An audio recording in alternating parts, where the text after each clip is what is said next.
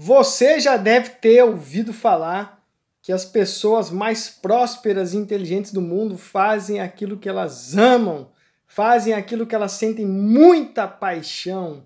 E provavelmente existe uma verdade bem profunda por trás disso. Porém, nem sempre é o caso fazer aquilo que nós amamos, porque muitas vezes a gente precisa, antes disso, fazer aquilo que deve ser feito. E é sobre isso que nós vamos falar no vídeo de hoje. Saudações, seja muito bem-vindo a mais um vídeo aqui no canal, 32º vídeo do ano. Eu sou Maltama e a minha missão por aqui é inspirar você em atividades de autoconhecimento que te ajudem a cumprir o seu propósito de vida. Uma das definições que eu tenho para o seu propósito de vida, para o meu propósito, é que nós nascemos para servir as pessoas através dos nossos dons, dos nossos talentos naturais, das nossas habilidades. Porém, nem sempre a gente está totalmente pronto para viver somente o nosso propósito de vida. Existe uma frase que me marcou muito e que eu espero que faça algum sentido para você, que é a seguinte frase, o título desse vídeo.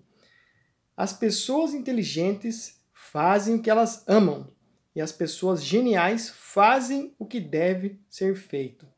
Então, uma das maiores dores que eu procuro resolver com o meu trabalho como coach da área de espiritualidade, de lifestyle, seria essa dor das pessoas que não vivem o seu propósito de vida ainda, que não sabem o que estão fazendo aqui, que estão um pouco perdidas no planeta Terra.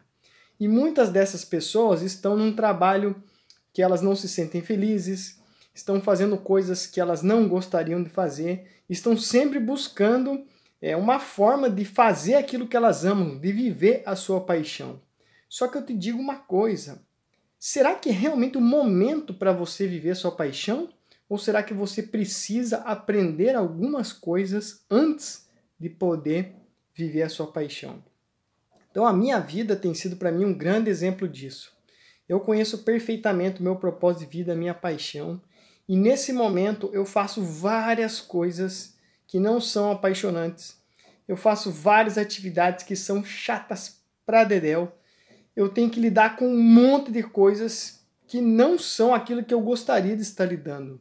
Eu tenho que gerenciar um monte de situações que não são situações que eu sinto um prazer absoluto e que eu faria de graça, né? Porque a definição do propósito da vida são coisas que você faz e que te dão contentamento, que você faria de graça, sem nada em troca.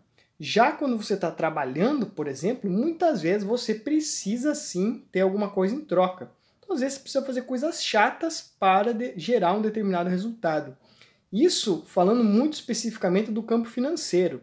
Então, muitas vezes, para que você possa viver o seu propósito de vida num momento exato, num momento certo, você precisa passar por etapas. Então, vou dar um exemplo. No meu caso, hoje em dia, eu tenho uma liberdade financeira muito maior do que quando eu era mais jovem, quando eu tinha 20, 25 anos. E dos 19 aos 25 anos, eu era concursado, eu era sargento do Exército, eu tinha um salário fixo.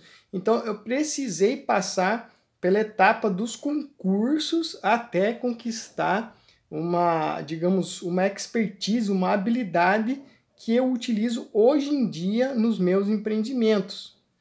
E hoje em dia eu faço boa parte das coisas dos meus empreendimentos para gerar o meu Dharma lá no futuro, para que eu possa viver a minha real paixão, o meu real propósito dentro de alguns anos, totalmente dentro do propósito, sem depender de questões financeiras. Obviamente que algumas pessoas que são geniais e conseguem viver do seu propósito muito cedo, que elas conseguem gerar uma prosperidade absoluta do seu propósito, dos seus talentos, dos seus dons. Só que nem todo mundo consegue fazer isso com maestria. Então, no meu caso, eu quero compartilhar com vocês que quando eu decidi sair do Exército, no ano de 2008, eu me dediquei integralmente, durante muitos anos, às pesquisas da consciência, a estudos da espiritualidade, a técnicas de terapias holísticas, desenvolvimento de liderança holística, e fiquei trabalhando com isso muitos anos, até o ano de 2016, mais ou menos. Então foram 8 anos consecutivos vivenciando a minha paixão plenamente, vivenciando o auge da minha paixão. Porém, isso nunca me deu uma prosperidade financeira no ponto que eu pudesse ter, digamos, uma liberdade financeira, um futuro garantido. E aí eu tive que rever meus conceitos, porque a idade vai chegando, os filhos vão crescendo, os gastos vão aumentando e a gente tem que, às vezes, dar um passo para trás.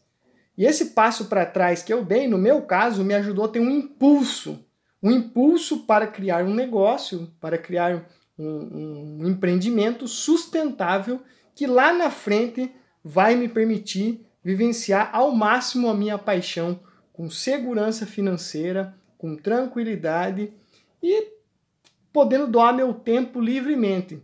Então aqui no canal Maltama, por exemplo, eu não fico fazendo propaganda de curso, eu não fico vendendo meu serviço. Por quê? Porque eu não tenho mais necessidade de fazer isso. E se você for ver os meus vídeos aqui há 2 anos atrás, eu sempre estava aí tendo que vender um curso, fazer alguma coisa. E hoje em dia eu posso prestar um serviço mais assistencial naquilo que eu gosto, porque eu tenho uma outra fonte de rendimento. Então o que é o resumo, a essência desse vídeo aqui? Que nem sempre nós vamos estar prontos para viver completamente da nossa paixão, principalmente se nós não tivermos amadurecido o suficiente para que essa paixão seja algo sustentável, traga um retorno, traga um equilíbrio financeiro para a nossa vida. Porque muitos espiritualistas confundem essa questão financeira, pensando que dinheiro não é importante, que tem que ter desapego material e tal. Obviamente que a gente tem que ser desapegado do dinheiro, desapegado da matéria, mas a gente tem que lembrar que a vida material é parte do aprendizado espiritual. E dominar o mundo da matéria, dominar o mundo das finanças, dominar o mundo material é um dos aprendizados espirituais mais complexos e que vai nos fortalecer. Porque você só pode ser desapegado daquilo que você tem e não daquilo que você não tem. Então, por exemplo, quando eu vivia na Bolívia, meditando, vivendo de luz, sem comer nada, era moleza. Era muito fácil ser desapegado de coisas que eu não tinha. Eu não tinha família, eu não tinha carro, eu não tinha nada, não tinha empresa, não tinha nada para me apegar. Então era fácil dizer eu sou desapegado. Agora, hoje em dia que eu tenho todas essas coisas, aí sim que vem a prática do desapego autêntico. Porque aí sim eu tenho que praticar um desapego tendo as coisas, tendo as conquistas. Então, muitas vezes, no nosso caminho, a gente precisa aprender a se desapegar da nossa paixão e sermos pessoas geniais, fazendo aquilo que deve ser feito. Então eu estou gravando esse vídeo como uma reflexão para mim mesmo, porque hoje eu passei o dia fazendo muitas coisas chatas, migrando a minha empresa para outro sistema tributário, tendo que fazer, nossa, um monte de coisa de imposto e burocracia. Né? Ser empresário no Brasil é um saco, tem um monte de chatice, estava lidando com o problema de um monte de gente, enfim, fazendo um monte de coisas que não são apaixonantes, mas que são as coisas que eu devo fazer para conquistar os objetivos que eu me propus. E isso que eu quero perguntar para você. Você está fazendo o que deve ser feito ou você está fazendo somente aquilo que você gosta? Então fica aí essa reflexão.